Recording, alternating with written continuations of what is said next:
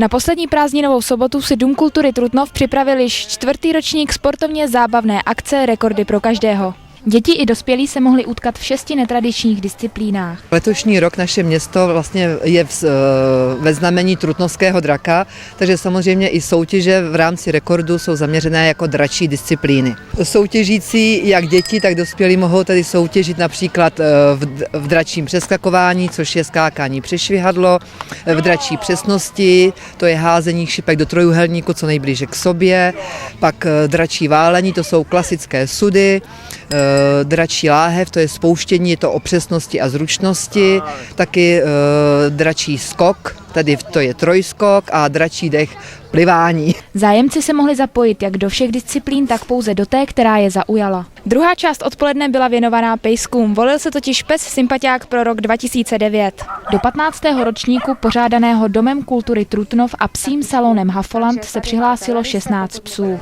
Pejsci měli za úkol předvést svou poslušnost.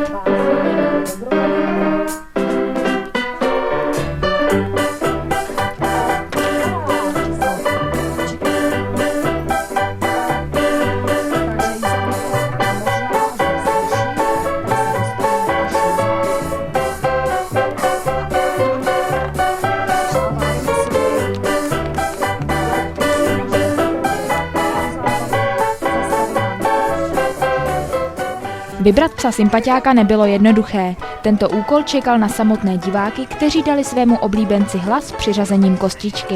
Nejvíce hlasů a tudíž i titul Pes sympatiák získala fenka Akasha. Tak jedná se o Akashu Queen Celebro, její původní jméno, a jinak je to vlastně rasa čínský chocholatý pes. Její zajímavostí je, že třeba její rodiče jsou vlastně bez srsti.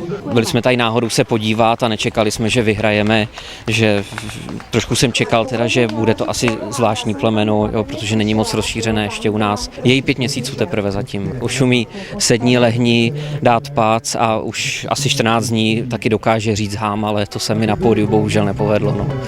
Tak možná příští rok.